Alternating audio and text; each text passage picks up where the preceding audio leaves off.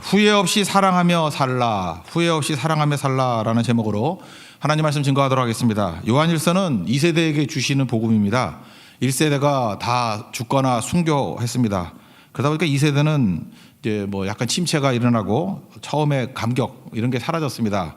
그래서 그들에게 다시 일어날 수 있는 힘, 부흥할 수 있는 힘, 다시 세상을 이길 수 있는 힘이 무엇인지를 설명해 주는 게 요한일서입니다.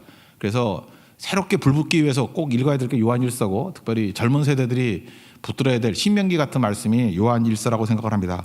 오늘 강조하는 건 이거예요. 사랑 안 하면 크리스찬이 아니다, 그런 얘기입니다. 근데 우리 앞부분에 보면 사랑하라는 말씀이 이미 있었잖아요. 또 한 번 반복하는 거죠. 그 왜 그렇습니까? 너무 중요하기 때문에 그렇다는 거예요. 다시 한번 반복한다. 사랑하며 살라, 그런 얘기입니다. 11절 다 같이 읽겠습니다. 시작. 우리는 서로 사랑할지니 이는 너희가 처음부터 들은 소식이라. 그러니까 이건 무슨 얘기예요? 사랑을 해도 그만 안 해도 그만 그런 게 아니고 반드시 사랑해야 크리스찬이 될 수 있다. 그래서 앞에 했던 얘기를 한 번 더 강조하고 있습니다. 그래서 오늘은 이런 접근을 했으면 좋겠어요. 왜 사랑하라는 것을 한 번 더 강조했나? 그죠? 왜 한 번 더 강조했냐? 너무너무 중요하기 때문에 그렇겠죠. 그 중요성이 뭔지 한번 살펴보도록 하겠습니다. 첫째는 왜 한 번 더 강조했느냐 하면은 우리가 아는 일반적인 사랑이 아니기 때문입니다. 여기서 사랑하라 그럴 때 우리가 이 세상에서 말하는 사랑하고 일반적인 사랑하고 다르기 때문에 그렇다는 거예요. 그러니까 한 번 더 강조하면서 깊이 들어가라는 거죠. 본질을 살피자는 거죠. 일반적인 사랑의 특징이 무엇입니까? 가족 사랑하는 거. 가족 사랑하는 거는 뭐 전 동물의 왕국 이런 거 좋아하니까 사자들도 자기 가족 사랑하던데, 하이에나도 자기 가족 사랑하던데, 그러니까 뭐 짐승 수준이죠. 그건 가족 사랑 못하는 게 누가 있어요. 또 좋아하는 사람 사랑하는 거, 뭐 좋아하는데 뭐 좋아하는 사람을 또 뭐 이렇게 함정에 빠뜨리는 경우도 있지만 되게 좋아하면 또 좋아하잖아요. 그리고 잘해주는 사람에게 잘해주는 거, 이런 거는 일반적인 사랑이다 이렇게 말할 수 있죠. 그래서 일반적인 사랑의 이론이 두 가지가 있죠. 거울 이론, 나는 내게 비춰지는 대로 해. 그러니까 이에는 이, 눈에는 눈, 복수지만 사랑도 이 거울 이론이 있다고. 잘해주는 사람에게 잘해주고 못해주면 못해주고, 특별히 여자분들이 이런 사람 되게 많아요. 나는 거울이야, 똑같이 해줄 거야, 뭐 이런 거. 또 비슷한 게 메아리 이론이죠. 그죠? 나쁜 놈 그러면 나쁜 놈으로 오고, 좋은 놈 그러 좋은 사람이죠. 좋은 사람 그러면 좋은 사람으로 오고. 그러니까 메아리 이론, 거울 이론, 이건 일반적인 사랑을 말하는 것이라는 것입니다. 근데 성경은 뭐라 그러냐? 야, 그런 사랑은 세상에서 악하다 그런 사람도 다 해. 세상에 세리 같은 사람도 해. 산상수훈이 마태복음 5장 46절 보니까 너희가 너희를 사랑하는 자를 사랑하면 무슨 상이 있으리요? 세리도 이같이 아니하느냐? 그 이스라엘 사람들은 세리를 인간 말종으로 봤잖아요. 그죠? 매국노고 뭐 세금 뜯어가고 이러니까. 그래서 세리하고 죄인하고 동의어인데, 너희들이 이렇게 멸시하는 세리도 야, 자기 사랑하는 사람 사랑하는 거 한다. 그러니까 네가 그 정도 수준을 가지고 뭐 사랑했다고 말할 수 있겠느냐, 이런 거죠. 그러면 여기서 말하는 한 번 더 강조하는 이유는 뭐냐 하면 일반적인 사랑이 아니라 예수님의 사랑이에요. 예수님의 사랑. 그 예수님의 사랑이 뭐냐? 16절이 오늘 핵심인데 16절 다 같이 읽겠습니다. 시작. 그가 우리를 위하여 목숨을 버리셨으니 우리가 이로써 사랑을 알고 우리도 형제들을 위하여 목숨을 버리는 것이 마땅하지라. 그가 우리를 위해서 목숨을 버리셨다. 십자가의 사랑이죠. 십자가. 우리 공로 없는 우리를 위해서, 우리가 원수 되었는데도 불구하고 십자가를 지심으로 말미암아 우리를 건져주시는 희생하는 사랑이었다, 그런 거죠. 오늘 여기는 두 가지 모델을 말해주고 있는 것 같아요. 그러니까 예수님의 사랑 그러면 뭐 이렇게 너무 많이 들었기 때문에 잘 모를 수 있기 때문에 반대적인 걸 얘기를 해요. 가인 모델과 예수님 모델을 대비하면서 예수님 사랑이 너희들이 붙들어야 될 사랑이야, 그런 거죠. 가인 모델은 어떤 겁니까? 12절 다 같이 읽겠습니다. 시작. 가인같이 하지 말라. 그는 악한 자에게 속하여 그 아우를 죽였으니 어떤 이유로 죽였느냐? 자기 행위는 악하고 그의 아우의 행위는 의로움이라. 요약하면 가인 모델의 특징이 뭐예요? 자기 중심이죠. 자기를 위해서 형제를 죽이는 거예요.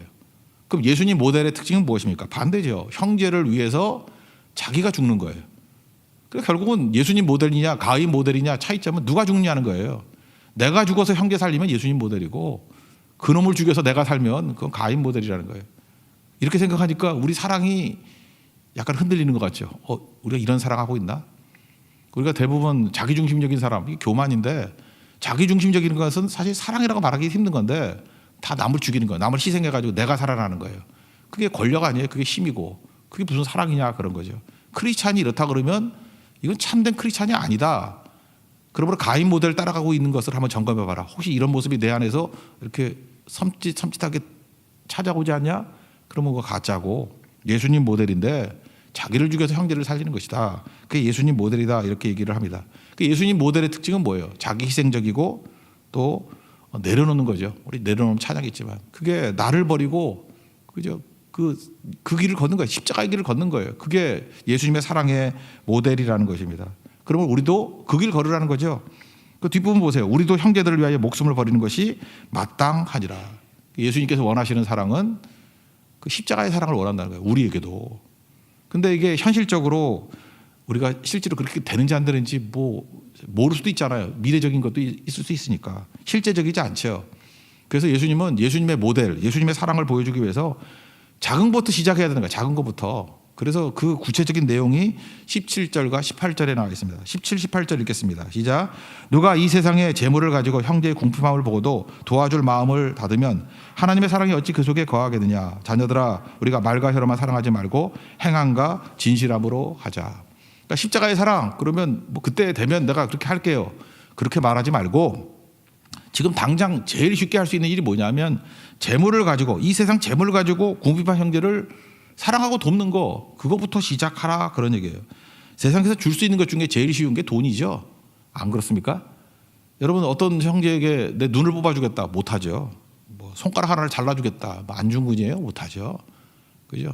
그건 뭐 애국지사 그런 분들이 하지만 우리 뭐 잘 못하잖아요 그런 거. 그렇다고 그러면 내 자녀를 바치겠어요? 더 못하죠. 잘 곰곰이 생각해 보세요. 세상에서 제일 쉬운 게 돈 아니에요? 돈은 도는 거 아니야. 내게 있다가 남에게 가기도 하고.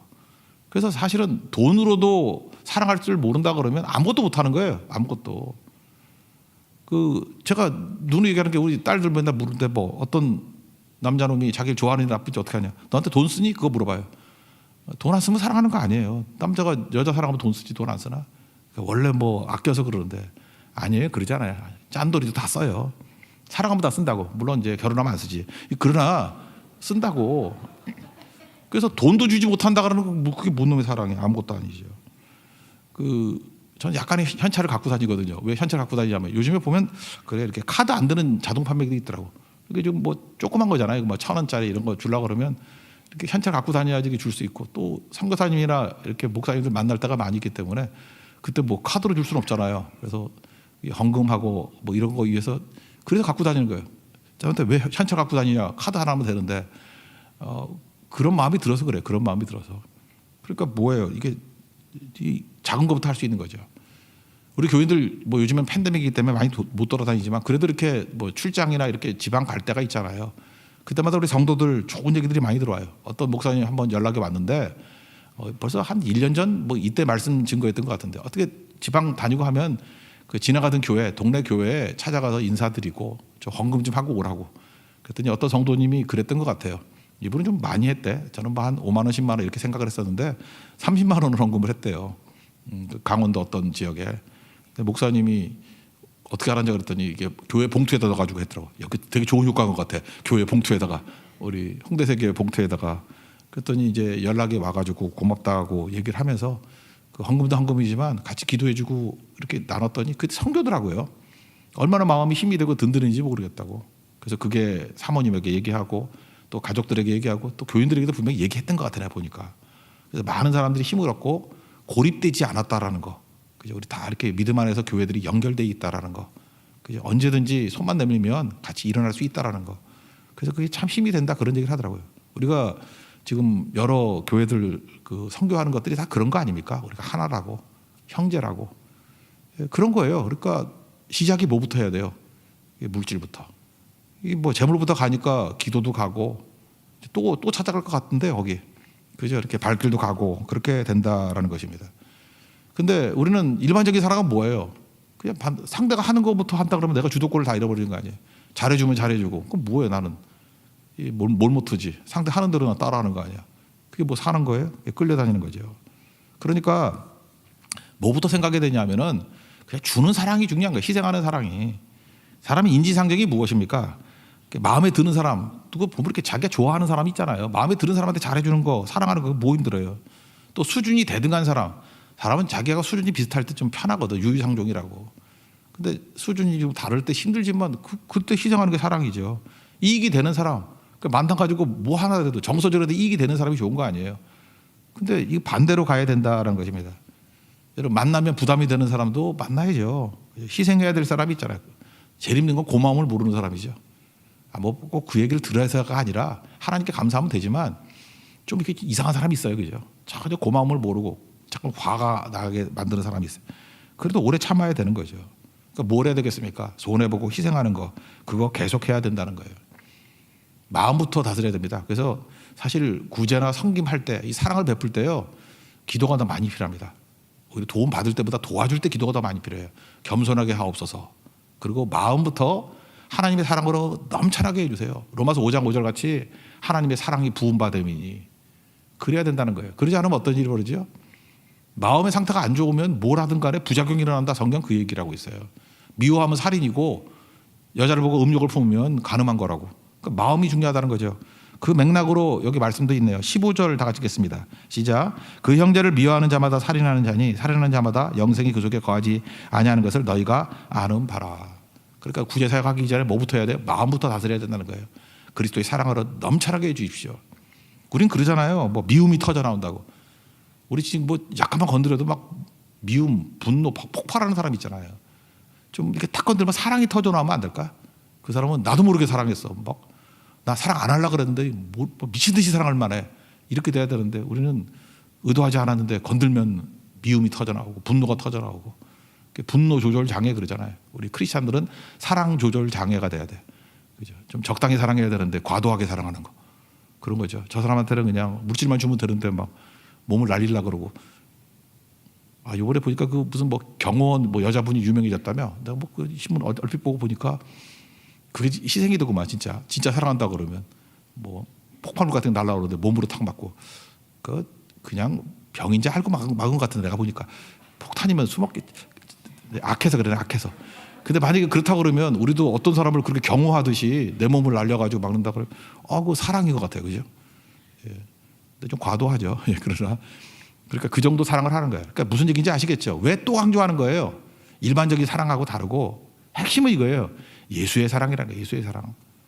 그거 시작은 재물을 가지고 궁핍한 형제 도와주는 그 작은 일부터 시작해야지 십자가의 사랑까지 갈 수 있다. 이걸 강조해주고 있습니다.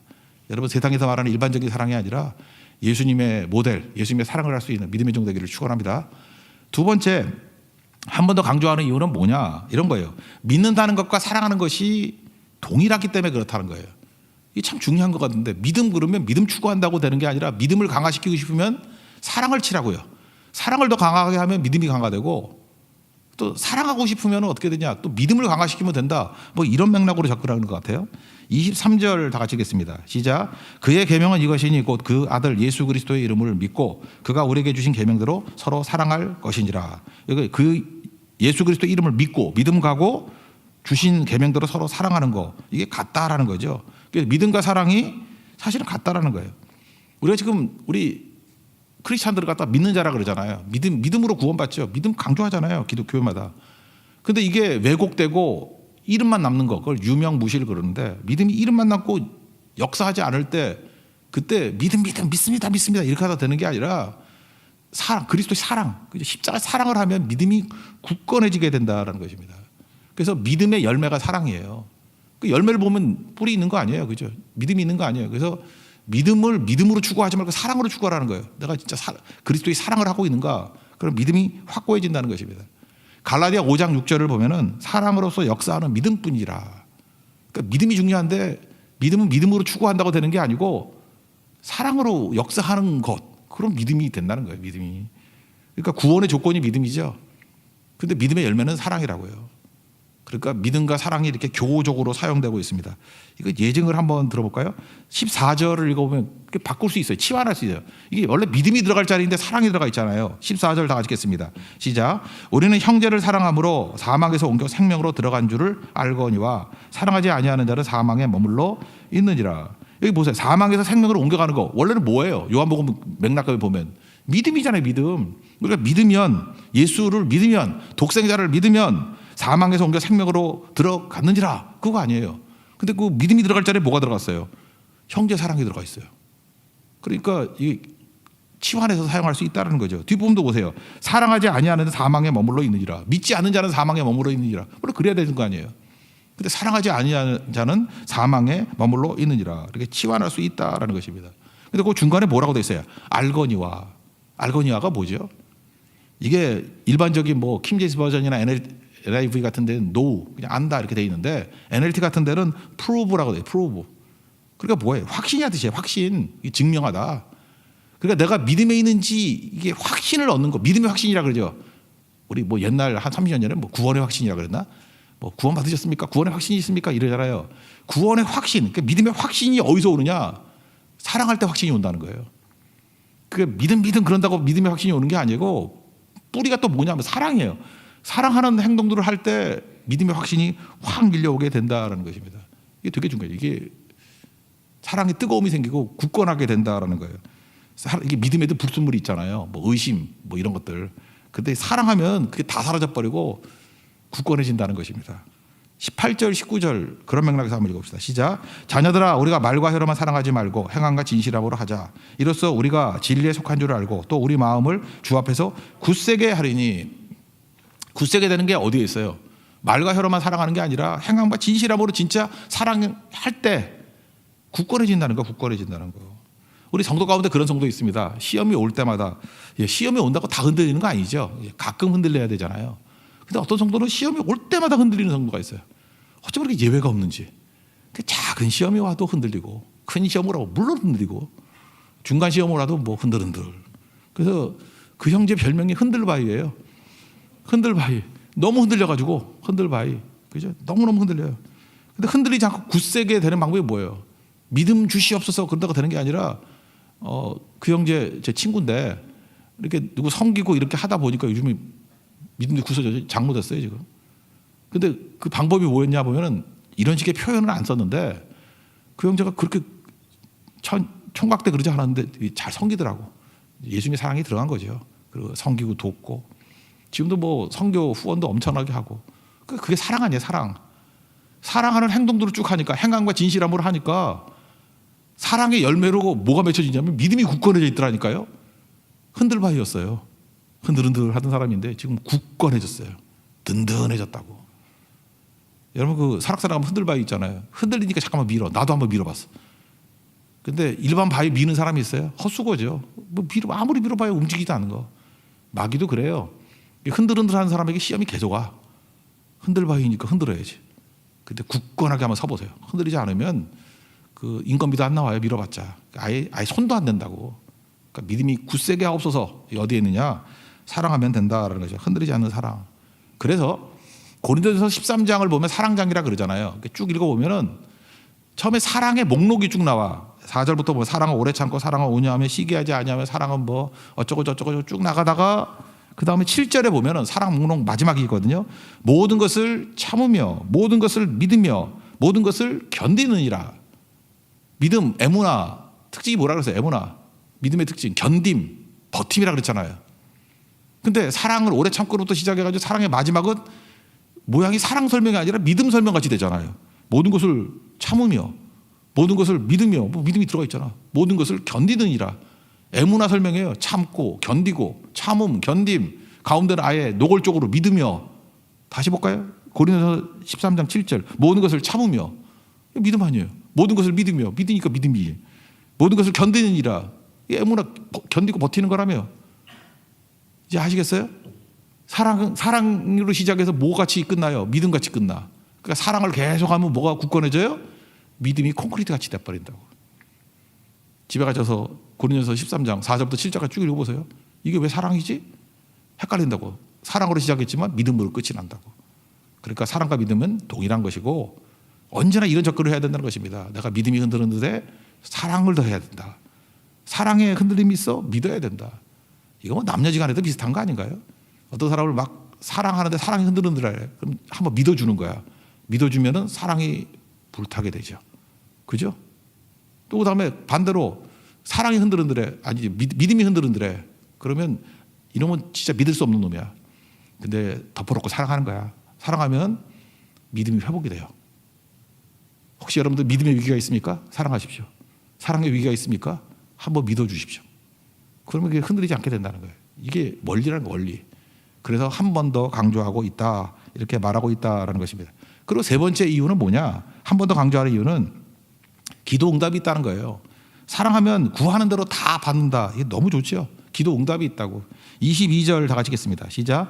무엇이든지 구하는 바를 그에게서 받나니 이는 우리가 그의 계명을 지키고 그 앞에서 기뻐하시는 것을 행함이라. 그러니까 기도 응답의 첩경, 지름길이 뭐냐? 사랑하면 기도 응답이 있대요. 왜 그러냐?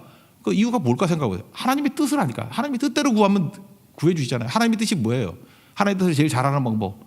사랑하면 사는 거 아니야. 사랑. 그래서 어거스틴이 그런 얘기 했어요. 하나님만 사랑하라. 그리고 나머지 행동은 마음대로 해라. 그러니까 사랑에 하나님 뜻이 다 담겨있기 때문에 마음대로가 아니죠. 그게 주의 뜻대로 행하는 거죠. 하나님만 사랑하라. 그 다음에 네 마음대로 행동해라. 하나님만 사랑하라. 그러면 주의 뜻 안에 거하기 때문에 뜻 안에서 거하는 일을 하니까 마음대로 해도 되는 거죠.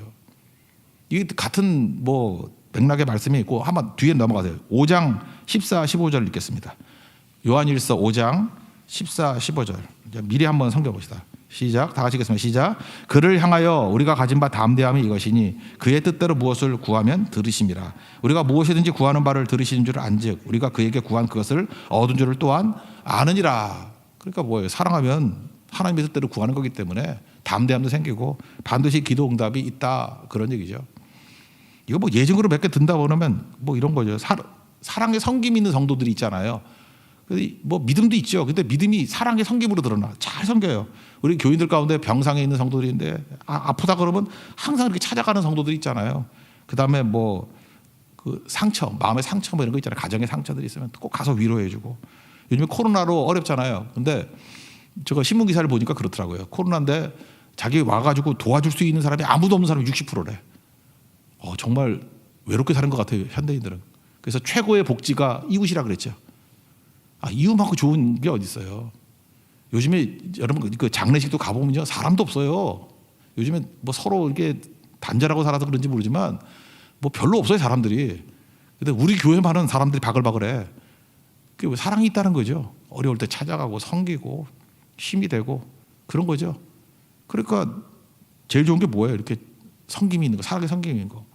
근데 이런 분들 보면은 뭐 믿음만 생기는 게 아니라 삶의 문제가 다 풀리게 되더라고요. 어떤 성도는 제가 10년 전에 보니까 뭐 빚만 8억이 있었다 그랬어요. 최근에 얘기 들어보니까 이렇게 잘 섬겼더니 빚 다 갚고 몇 년 전에 갚았대. 지금도 아니고. 그리고 더 이상 얘기 안 할게요. 엄청 잘 나가요. 지금 매출 1위가 됐다 그러고 뭐 이래요. 진짜 광야의 길이 열리고 사막에 강이 흐르게 되더라. 섬기는 거죠. 인생의 말씀 마태복음 6장 33절. 먼저 그의 나라 그의 의를 구하라. 해보라고요. 모든 것 더 하실 거라고. 그 말씀이죠. 또 우리 성도들 가운데도 이제 저도 옛날에 청년 때부터 이렇게 가르쳤던 같이 믿음에 동행을 했던 형제들 뭐 쭉 있지 않습니까? 쭉 보면 야, 저 형제는 언제 날개를 다나? 저 형제 언제 길을 펴보나? 근데 뭐 이렇게 뛰나 저렇게 뛰나 잘 안 되더라고요. 근데 우리가 이렇게 뭐 선교도 잘하고 이렇게 섬김도 잘하는 어떤 집사님 모델이 있는가 봐. 그러니까 자기가 볼 때 나도 저 사람 같이 살고 싶다 그런 마음이 있었대요. 그래서 기도했대요. 나도 저 집사님 같이 저렇게 잘 섬기고 후원도 하고 선교 헌금도 하고 뭐 이랬으면 좋겠습니다. 그때 하나님께서 이게 작은 것보다 섬기기 시작했거든요. 뭐 선교사님 뭐 아플 때도 뭐 지난번 말레이시아 선교사님도 편찮을 들 때도 헌금도 하고 작은 거지만 시작했더니 하나님께 그때부터 막 부어주기 시작하더니만 인간관계가 막 풀리기 시작하는 거예요. 그죠? 이분이 또 되게 그 선배 잘 섬기는 사람인데 뭐 이렇게 배신할 수는 없잖아요. 근데 자연스럽게 문제가 해결되고 또 이제 하나님께서 부어주시니까 이게 응답이 있더라고요. 응답이. 그러니까 기도의 응답은 그렇게 이루어지는 거예요. 내가 뭐 구하면 딱딱 주는 게 아니라 하나님께서 사랑의 섬김을 통해 가지고 그냥 생태계 전체를 변화시켜 가지고 되게 만들더라고요. 되게. 그런 일들도 있습니다. 최고의 기도 응답은 그래서 사랑이라는 거예요.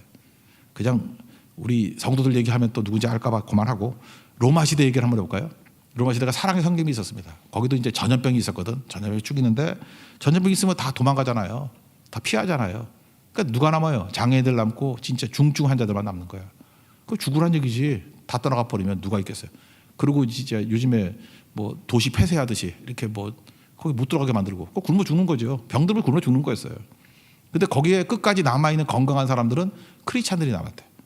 크리스찬이 남아가지고 물론 전염되는 사람도 있었겠지만 또 거기서 생명 걸고 도운 거예요. 그래서 살아남았대 다들. 그 이후에 변화가 된 거죠.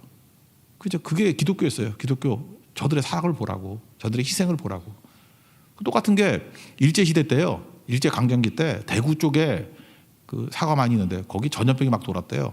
다 피해 가는데 크리스찬들만 그 전염병 속에서도 그때 콜레라라 그러는데 콜레라 전염병 그거 부딪혀가면서 돕는 건 선교사하고 교회밖에 없었어요.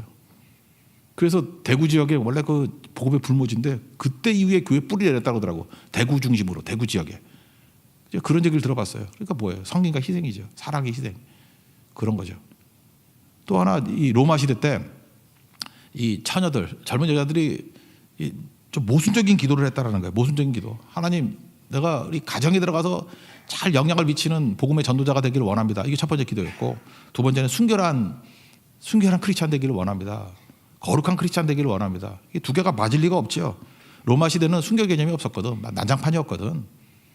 근데 이 두 가지 기도를 했더니 이 모순적인 기도인데 하나님이 이게 조화를 이루어진 거예요. 참 그래요. 이 귀족들이요. 지들은 개판으로 살면서도 또 결혼할 때는 또 순결한 여자를 또 원하네. 그러다 보니까 귀족 부모들이 꼭 며느리 데리고 올 때는 크리스찬 젊은이 여자들만 데려왔대요. 그거 아세요? 사람이 이율 배반적이에요. 지 놀 때는 개판 치면서 막상 결혼할 때는 또 거룩한 여자를 찾고 있다고. 그러니까 거룩한 여자가 크리스찬밖에 없는 거야. 그래서 귀족, 왕족 거기에 크리스찬 여성들이 며느리로 들어가고 뭐 아내로 들어가고 그러다 보니까 자녀가 변화되고 배우자가 변화되고 로마가 뒤집힌 거죠. 이게 처음에 말도 안 된다 그러는 모순이었는데 결국은 이 크리스찬 여성들의 기도가 응답이 된 거죠. 지금도 그래요. 말이 되냐고. 남자가 없어 어디 있어 뭐 이러는데 모순 놓고 내가 합리화시키려고 그러지 말라고. 기도하라고요. 하나님이 합리화시킵니다. 하나님이 조화를 이루게 만들어요. 그래서 이런 일이 313년에 기독교 공인이 될 때 그때 이미 벌써 이 왕궁이나 이 귀족들 사이에 엄청나게 많은 크리스찬들이 세워지게 됐대요. 콘스탄틴 대제는 그 어머니가 크리스찬이었잖아요. 그거 아시죠? 그래서 아들이 그렇게 변화가 된 거예요. 그 엄마가 누군데? 거룩한 여인으로서. 그죠? 어떻게 보면 뭐 황제 가문에 들어온 거 아니겠어요? 그러니까 지금 제가 뭐 딱 부러지게 이게 답이다 그런 게 아니라 모순 투성이잖아요. 우리 인생 가운데. 하나님 말씀 붙들고 거룩하게 기도하고 주님 앞에 순종하고 나아가게 될 때 하나님께서 이런 응답은 내 방법대로 주시는 게 아니에요. 하나님의 독특한 방법으로 응답도 주신다. 그 길을 걸어갈 수 있는 믿음의 종 되기를 바랍니다. 오늘 요약하면 좀 아침인데 좀 많았죠 내용이. 한 번 더 강조한 이유가 뭐예요? 사랑하라, 사랑하며 살라 이렇게 말하는 한 번 더 강조한 이유가 뭐예요? 일반적인 사랑하고 다른 예수님의 사랑, 예수님의 모델이기 때문에 십자가의 모델이기 때문에 그래서 한 번 더 강조한 거고 그 다음에 믿음하고 사랑이 동일한 거라고. 그래서 사랑을 강조함으로 말미암아 우리에게 진짜 중요한 믿음이 굳건해지는 거고 또 믿음을 강조하면 그렇게 중요한 사랑이 굳건해진다. 그래서 한 번 더 강조한 거고 그 다음에 우리가 기도해 살잖아요. 응답받아야 살잖아요. 응답 주시는 분이 누구예요? 하나님께서 우리에게 응답 주신다고. 근데 사랑할 때 응답의 길이 확 잘 열리게 된다는 거. 오늘도 응답의 아침이 되는 축복이 임하기를 기원합니다. 자리에서 일어나겠습니다. 그 비단에 살며 우리 찬양하겠습니다.